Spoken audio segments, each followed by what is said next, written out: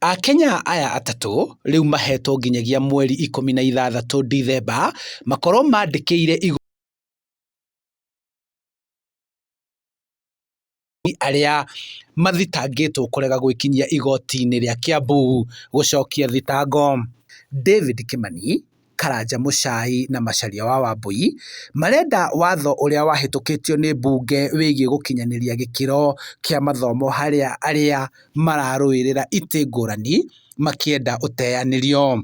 Petitionĩte mũndũ gwĩtwo parliament through the speaker, na ningĩ tuka include mũndũ gwĩtwo attorney general tondũ nĩwe advisor wa thirikari na ABC, tondũ acio atatũ nĩo makuĩte maũndũ macio na nĩ twathikĩrĩrio. Unfortunately mawakiri mao matinoka.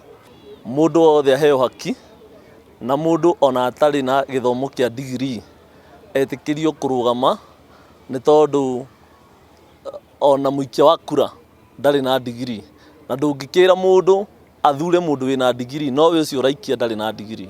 Watho ũyũ warĩ ũhũthĩke ithurano-inĩ nene cia mwaka wa 2013 ũgĩteanĩrio, na oho ũgĩteanĩrio rĩngĩ ithurano-inĩ cia mwaka wa 2017, no rĩu IEBC ĩrenda kũũgacĩrithia ithurano-inĩ cia mwaka wa 2022, ũndũ ũrĩa ũtũmĩte ikundi mwanya mwanya gũthiĩ igoti-inĩ. Tũhoe mũno Ciira ũyũ ũrĩke gũtanagia mũtaratara wa ithurano nĩgetha gũtikanagie mũndũ ũgatigwo na thutha, nĩ tondũ mbunge nĩ yathondekire watho mũru.